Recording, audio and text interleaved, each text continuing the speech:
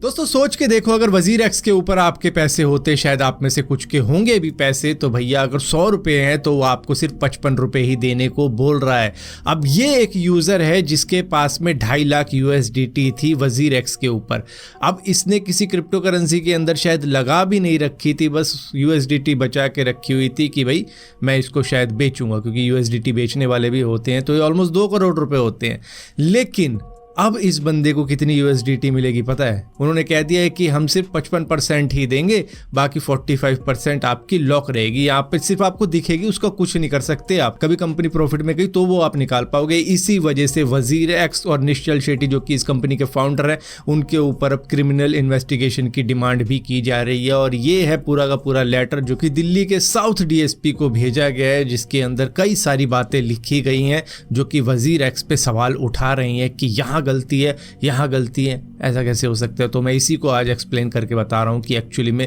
इसके अंदर डिमांड क्या की जा रही है, क्योंकि यहाँ के बाद में अब कोर्ट के अंदर भी PIL दाखिल करने की बात हो रही है। अब यहाँ पर ये देखो, वजीर एक्स एक कंपनी है, उसमें उन्होंने अपना 45% लूज कर दिया एक हैकर के द्वारा। तो यहाँ पर गलती किसकी थी? खुद इनकी गलती थी। लेकिन अब उसको कंपनसेट ये किस तरीके से कर रहे हैं? यूजर के पोर्टफोलियो के साथ में खिलवाड़ कर रहे हैं, उसको रीबैलेंस कर रहे हैं कि सबको 55% मिलेगा, जिसका इफेक्ट हुआ था वॉलेट उसको भी, जिसका इफेक्ट नहीं हुआ था उसको भी। तो सबके पोर्टफोलियो के साथ में ये रीबैलेंस कर रहे हैं कि भैया सबको बराबर का ही लॉस झेलना पड़ेगा, किसी का हुआ है किसी का नहीं हुआ हम नहीं मानते, सबको सिर्फ हम 55% ही विड्रॉल का देंगे। जबकि सिक्योरिटी इशू इनकी वेबसाइट में था या इनके वॉलेट में था, और हैकर ने उसको एक्सप्लॉइट किया और ऑलमोस्ट 45% क्रिप्टो करेंसी चुरा ली।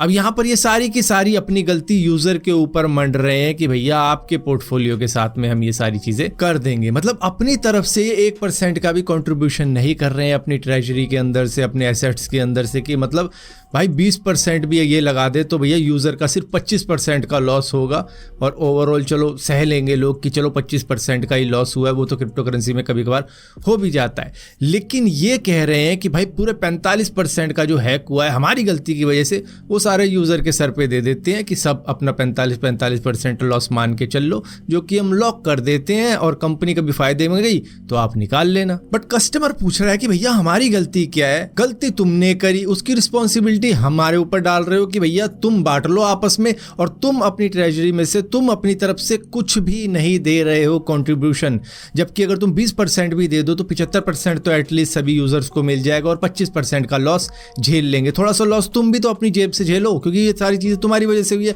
लेकिन ये उसको नहीं मान रहा है, उल्टा इन्होंने एक पोल चलाना शुरू कर दिया है, जिसमें कि यूजर जब उस पोल में पार्टिसिपेट कर रहा है, एक्चुअली में वो एग्री के बटन पे क्लिक कर रहा है, जो कि टर्म्स एंड कंडीशन है, जिसके अंदर यूजर एक्चुअली में अपने राइट खत्म कर रहा है जब उस पोल में पार्टिसिपेट कर रहा है। क्योंकि उस पोल में ये लिखा हुआ है कि भैया या तो आप 55% ले लो और रिकवरी का बाद में देख लेंगे, या आप रिकवरी का वेट करो उस 45% की और 55% बाद में निकाल लेना। तो इस तरीके से ये 2 ऑप्शन दे रहे हैं कि चिट भी मेरी पट भी मेरी अंटा मेरे बाबा का। तो इस तरीके से चल रहा है, जहां पर ये यूजर जो पोल में पार्टिसिपेट करेगा वो टर्म्स एंड कंडीशन पे भी एग्री कर रहा है, जिसकी वजह से वो शायद अपने लीगल राइट भी खो बैठता है जब वो इस पोल में शामिल होता है। मतलब तीसरा ऑप्शन ये नहीं दे रहे कि मुझे 100% अपना पोर्टफोलियो चाहिए, मुझे 100% अपना पैसा चाहिए, वो वाला नहीं रखा ऑप्शन वही रखा है जो ये चाह रहे हैं। यहाँ पर शक का मुद्दा ये भी बन जाता है कि जब ये क्रिप्टो करेंसी एक्सचेंज के ऊपर ये पूरी हैकिंग का प्रोसेस चल रहा था, तब साइबर अलर्ट ने इनको कई सारे ट्वीट किए थे या एक्स पे पोस्ट करी थी टैग करके कि भैया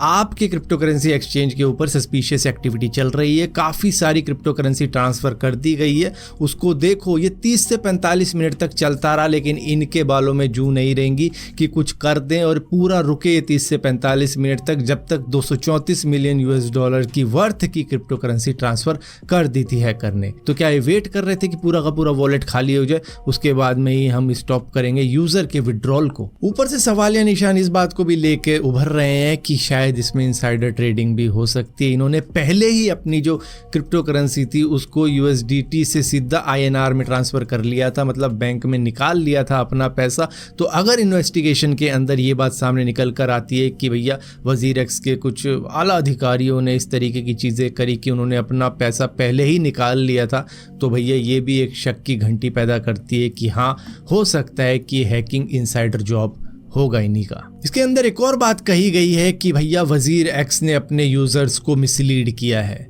जब इन्होंने विड्रॉल रोक दिए थे लेकिन इन्होंने डिपॉजिट नहीं रोके थे, मतलब बंदे इन्वेस्टमेंट कर रहे थे वजीर एक्स के ऊपर और उनको ये मालूम नहीं था कि वजीर एक्स हैक हो चुका है, और ऊपर से जब वो पैसे निकालेंगे तो ये बोल देंगे कि भैया विड्रॉल तो है नहीं, और अगर आपको विड्रॉ करना है तो आप 55% ही निकाल सकते हो, 45% हम ही रख लेंगे। तो इस तरीके की चीज़ें भी थी और यूज़र को बताई नहीं गई थी, उसके बारे में इन्फॉर्म किया जाना था जब वो डिपॉजिट कर रहे थे कि इस तरीके की बातें भी होंगी आने वाले वक्त में, क्योंकि वो तो अफेक्टेड नहीं थे।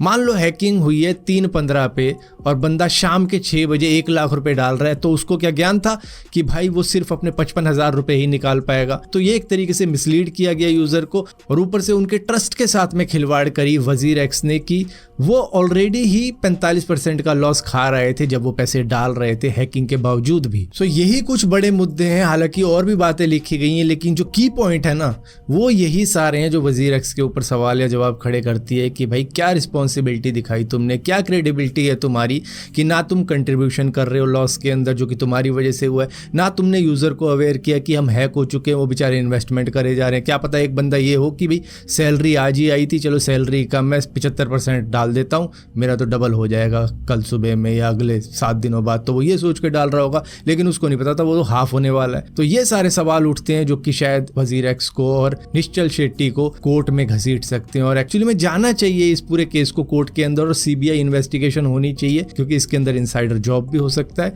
और अगर नहीं भी हुआ तो फिर भी कुछ ना कुछ यूजर के फायदे का ही कुछ निकल कर आएगा।